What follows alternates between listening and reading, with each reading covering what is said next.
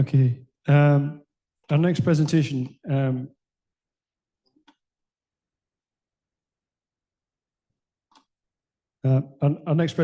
is now on to the world of GNSS. The presentation has come from Hui Liu, and the title is Research Progress for the DGNSS Standard History, Present and the Future of RTCM. And he's from Wuhan University. Thanks, Chairman. Thanks, everyone. Thanks for the invitation. And today, my topic is about some standard for the GNSS.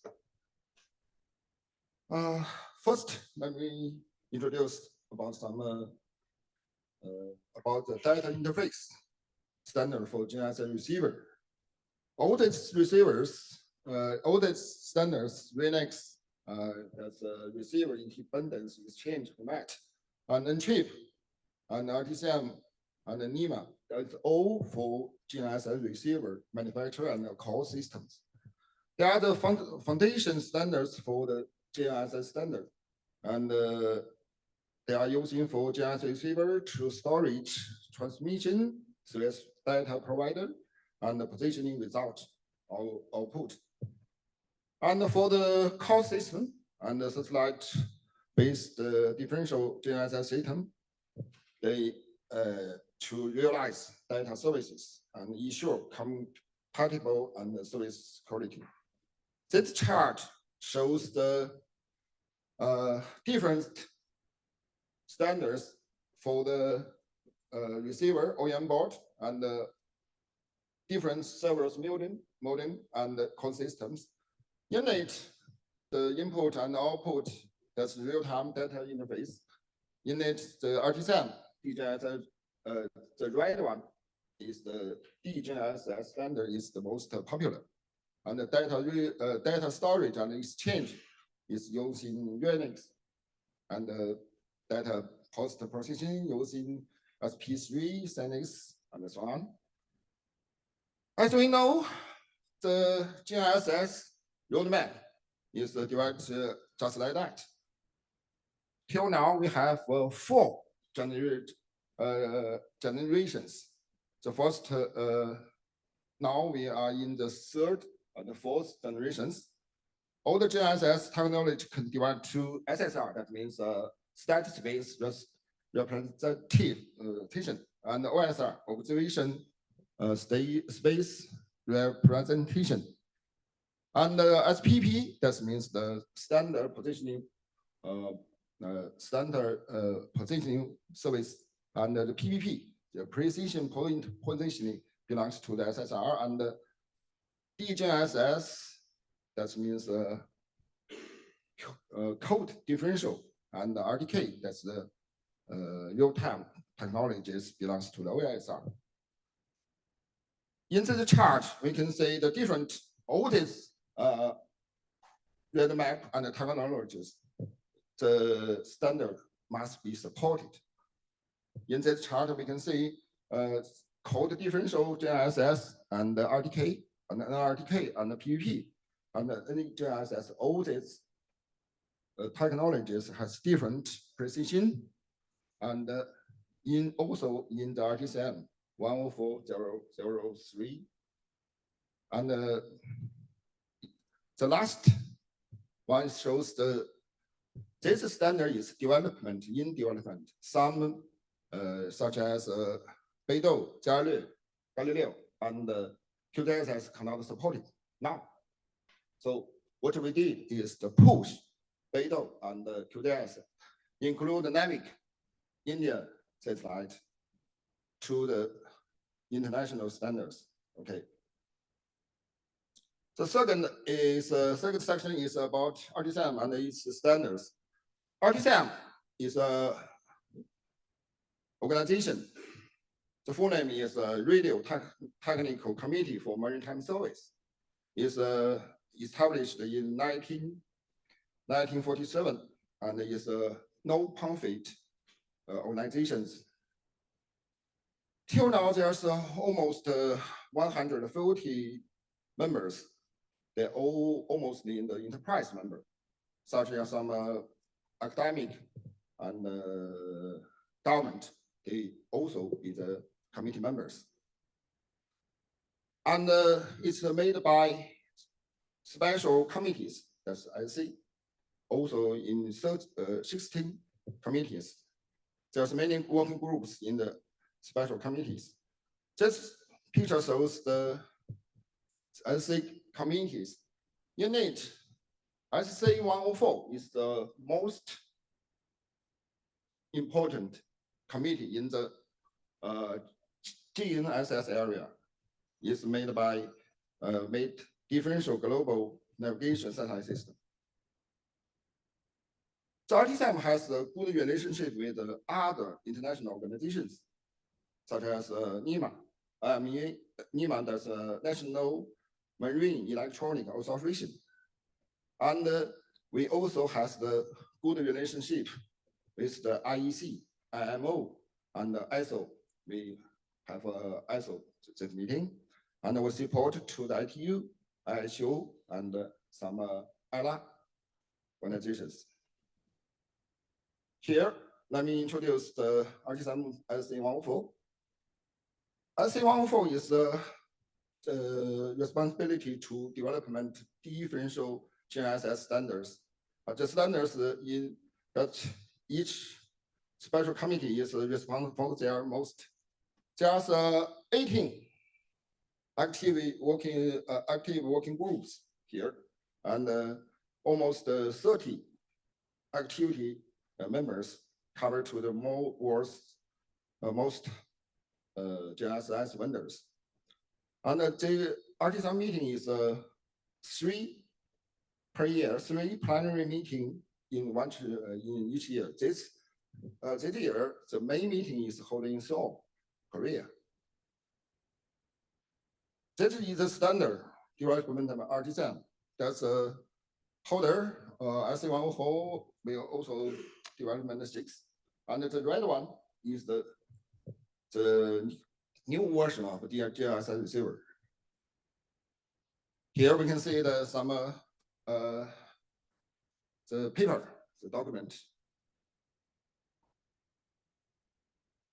And this is there is 18 working groups in RTCM, and we should notice each satellite system has a working group here, such as GPS, GLONASS, Galileo, Beidou, QDSS, and NAVIC. And we use each technologies, such as NRTK, DGNSS as the special working group 2. The right one is we can say Beidou and the network RTK is funded by Chinese people. This is the pictures we holding when we had the meeting. That's some meetings.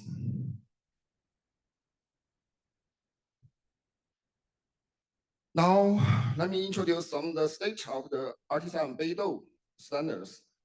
This is the some milestones of Beidou messages development. BDS working group is founded by the 2013, and at 2015, we have given 2 proposals to the committee.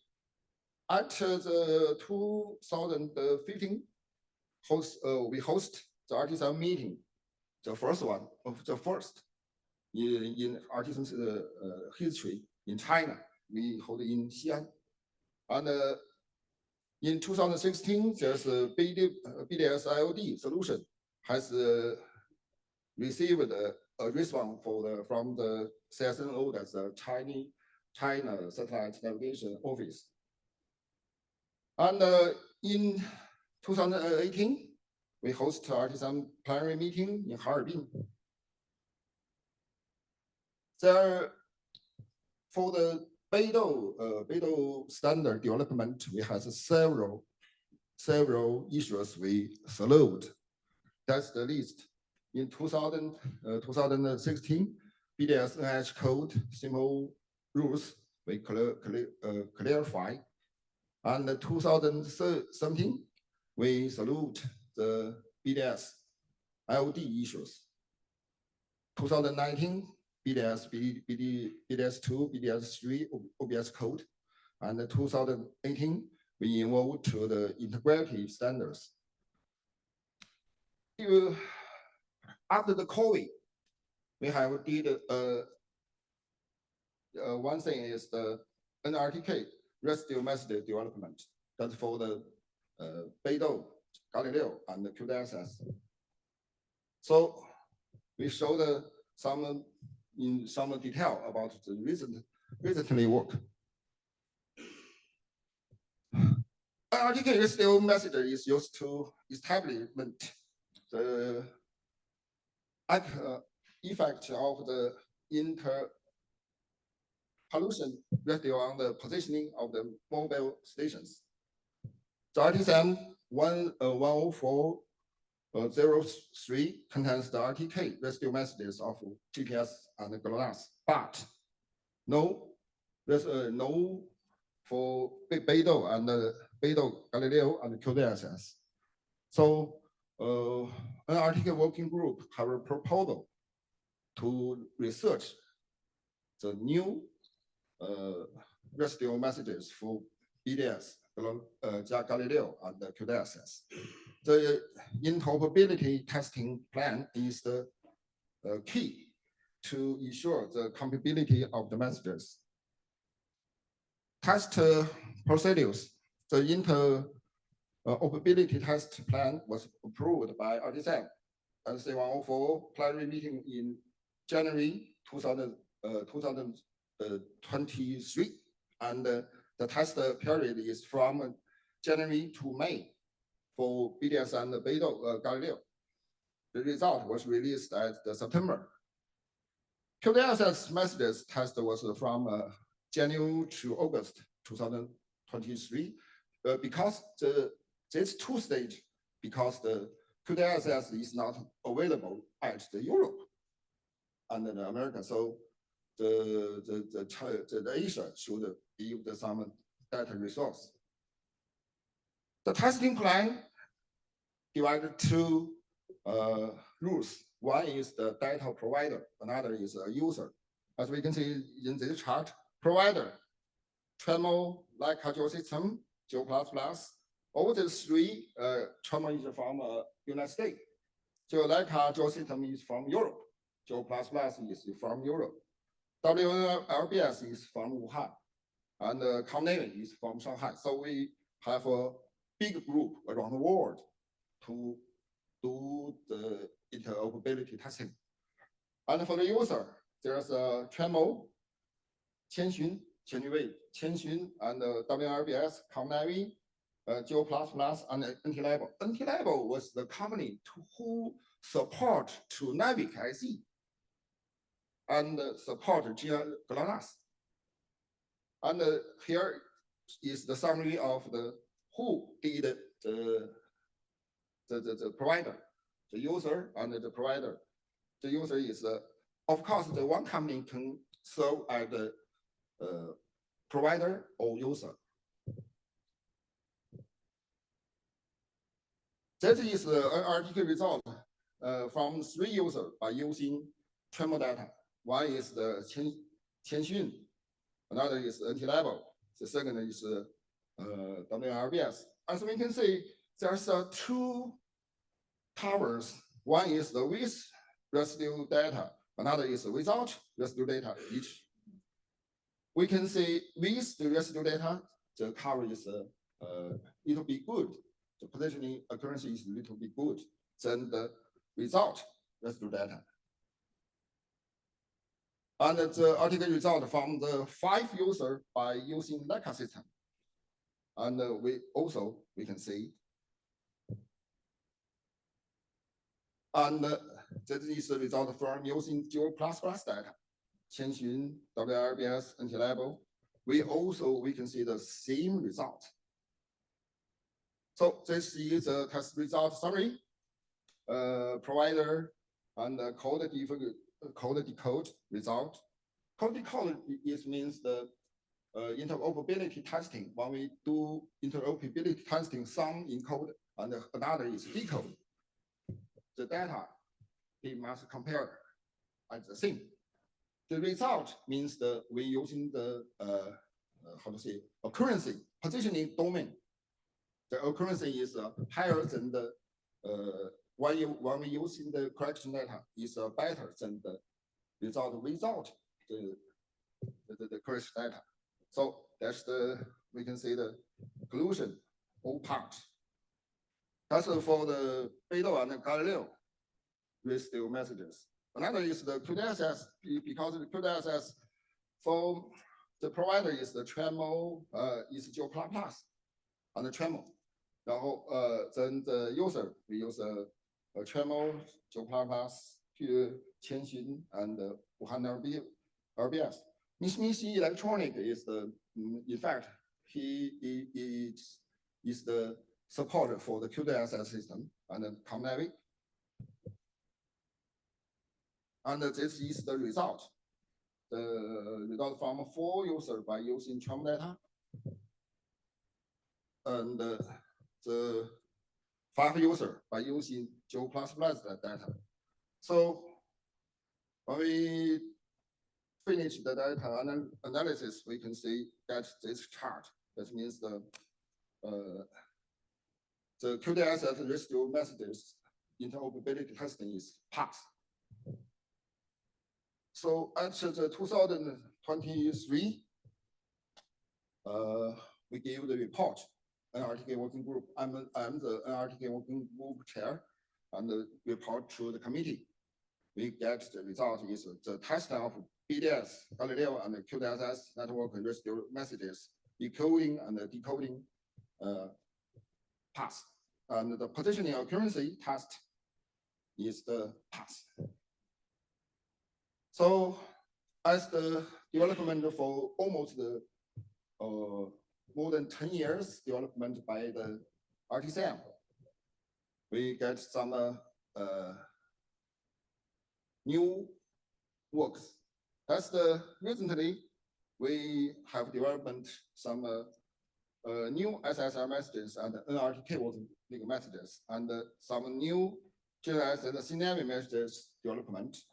In the future, we also focus on the high precision integrity messages and the observation model of unify different protocols.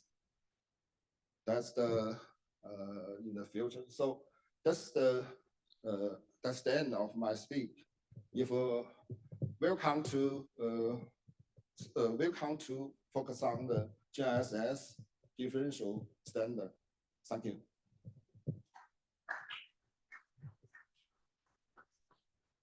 Thank you very much indeed. There are a few terms in there, particularly around the history part, that I did actually recognise, like LORAN and things like that. So it's just a reminder that a lot of our navigation has come from the need to navigate across the sea, which is what I really took from that. Does anybody have any questions on that at all?